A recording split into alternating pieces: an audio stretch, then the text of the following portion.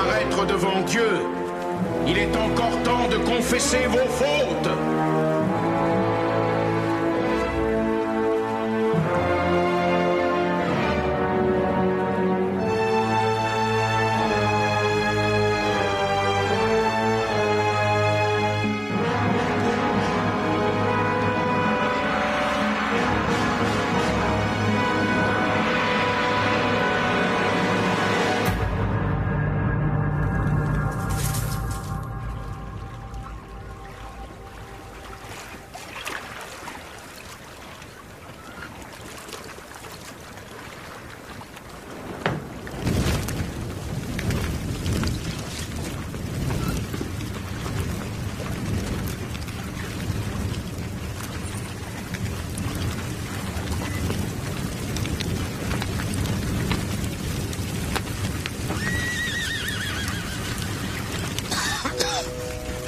Continue, nous allons étouffer avant que vos Templiers ne brûlent.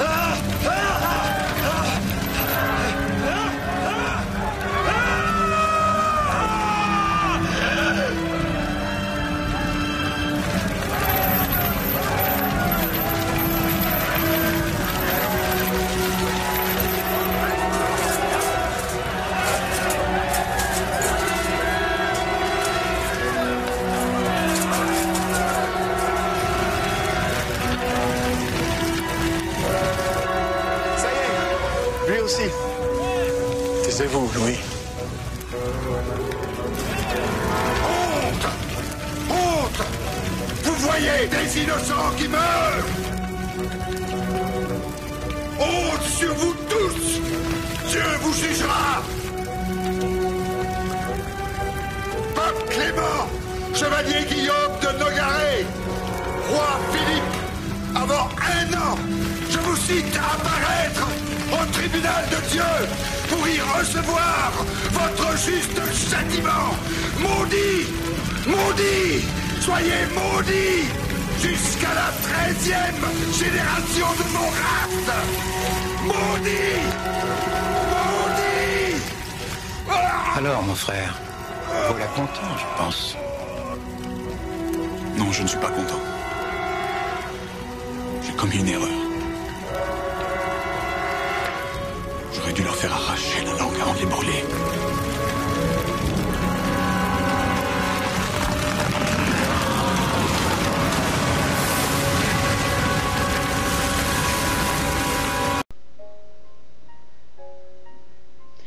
Avec le 51e empereur, nous allons traverser la Manche et passer en Grande-Bretagne. Lord Bulwer Lytton a été élu en 1849 jusqu'en 1865. Il a écrit 3 ouvrages initiatiques. En France, il est connu pour avoir écrit Les derniers jours de Pompéi et Zanoni, écrit avec la cryptographie Rose-Croix et transcrit par lui. Elle a des ouvrages les plus intéressants sur l'initiation et les facultés occultes. Vers 1850, il reçoit les plus hautes initiations rosicruciennes, Templiers et Rose-Croix en Belin. Il était membre de la société Tulle lorsqu'elle s'est scindée en deux. l'une traitant de la spiritualité et l'autre de la magie. Sentant que son attirance pour l'occultisme le fera sortir de la confrérie dont il était le chef de file, il préféra démissionner en 1865. Plus tard, en dehors de la F.A.R+C, en 1871, il devient le grand chef du collège métropolitain. Son successeur, le 52e empereur, 1865 à 1874, fut l'abbé Louis Constant, plus connu sous le nom d'Eliphas Lévy. En 1867, Robert Wentworth fonde la société Rosicruciana in Anglia. Cette société recrutait des maîtres maçons et le nombre d'adhérents était limité à 144, répartis en 9 degrés qui étaient ceux de la Croix d'Or, qui était Laurea Crucis Fratres de Flood, et Eliphas Lévy était en relation avec le S.R.I.A. L'ordre hermétique de la Golden Dawn, la tour Saint-Jacques. En 1873, Lord Lytton reçoit Eliphas Lévy dans le Metropolitan College à Londres. La preuve traditionnelle concernant l'évocation d'Apollonius de Tyane lui a été imposée. Le maître, parallèlement à ses fonctions d'empereur de la F.A.R+C, fit un travail puissant. Il écrivit la clé des grands mystères, les phares et symboles, le livre des splendeurs, le catéchisme de la paix et surtout le dogme et rituel de la haute magie. Le 31 mai 1875, au 155 rue de Sèvres, Eliphas Lévy a quitté le monde physique pour l'Orient éternel à l'âge de 65 ans. Conférence C. Buisset. Sa disparition a été un grand vide parmi les frères de l'ordre, parmi ses amis et ses disciples. Aujourd'hui, le culte de sa mémoire et de ses enseignements est plus vivant que jamais. Nos amis Buisset poursuivent son œuvre et sont en communion avec tous les amis du Maître. Le 52e empereur fut William Wynne Westcott, 1874 à 1892. Parallèlement à la F.A.R+C, il était membre de la Société Rosicrucia in Anglia, entre parenthèses S.R.I.A. Il fut l'un des principaux collaborateurs et adjoints de William R. Woodman avec son ami Samuel L. Mathers. Il a également eu nombreuses relations avec la Société théosophique et notamment avec Madame H.P. Blavatsky et Annie Besant. Pendant une certaine période, Westcott et Mathers se sont partagés la gestion administrative de la Société secrète Golden Dawn, divisée en 11 degrés. Cependant, Mathers prétendait être en contact avec les dirigeants secrets de l'ordre, restait en étroit contact avec Anna Sprengel, qui mourut en 1893. À cette date, les initiés allemands cessent toute relation avec les initiés anglais. Si toutefois il y a des petites erreurs que je vais faire, bien à ce moment-là, je mettrai le timestamp et je ferai la correction dans la description de la vidéo en te remerciant de ta compréhension. À partir de 1897, Westcott se sépare de Mathers et Mathers le laisse comme seul empereur à la tête de l'aube dorée, la Golden Dawn, la tour Saint-Jacques. La coopération entre Rose-Croix et les francs-maçons a été discutée à la loge londonienne Quattuorium Coronati 2076 le 2 mai 1894 sous la présidence de W. Westcott. En 1892, il fut nommé président de la Logia Crux Christi Corona Christianorum à Londres, abandonnant ses fonctions d'empereur. Il est décédé en 1919. À noter qu'il était remarquable. Son grand maître français a contacté et admis Max Handel parmi d'autres. Ce dernier décède également en 1919. Sa veuve Augusta Foss lui succédera dans la direction de la fraternité rosicrucienne. En 1923, Mme Handel publie une brochure intitulée « La naissance de la fraternité rosicrucienne ». Bien sûr, je mettrai les titres en anglais lorsqu'ils seront en anglais. C'est pas tant la traduction que je fais que l'interprétation. Donc, pour le moment, vous m'excuserez pour les titres de volume. À ce moment-là, si je fais une erreur, que ça devait rester en anglais, bien à ce moment-là, je le préciserai dans la description de la vidéo. Pour justifier que son époux a reçu de première main d'une source rosicrucienne, authentifié la doctrine contenue dans sa cosmoconception rosicrucienne. Elle a déclaré que son mari, après s'être rendu en Allemagne en 1907, pour recevoir de quelqu'un qu'il croyait capable de lui donner des vérités qu'il cherchait en vain depuis un certain temps, fut déçu de constater qu'il en savait plus que celui qui devait être son maître. Il se prépara à partir pour l'Amérique lorsqu'un frère aîné de la Rose-Croix, un des hiérophantes des mystères, l'approcha et lui offrit les enseignements qu'il désirait. C'était l'une des rares exceptions où l'existence de F.R.A.R.C. fut dévoilée au public. Heureusement inconnu du guide des maîtres, était très réservé. Rien ne fut publié. Le 54e empereur était Sir Lane Gardner, 1892 à 1898, secrétaire de la Logia Claus Christianorum. Il édita l'ouvrage très documenté Bibliotheca Rosicruciana, qui est un catalogue de 608 tableaux rosicruciens publiés en 1903. Lorsqu'il publia cet ouvrage, il avait déjà cessé de remplir le rôle d'empereur de la F.A.R.C. à partir de 1898.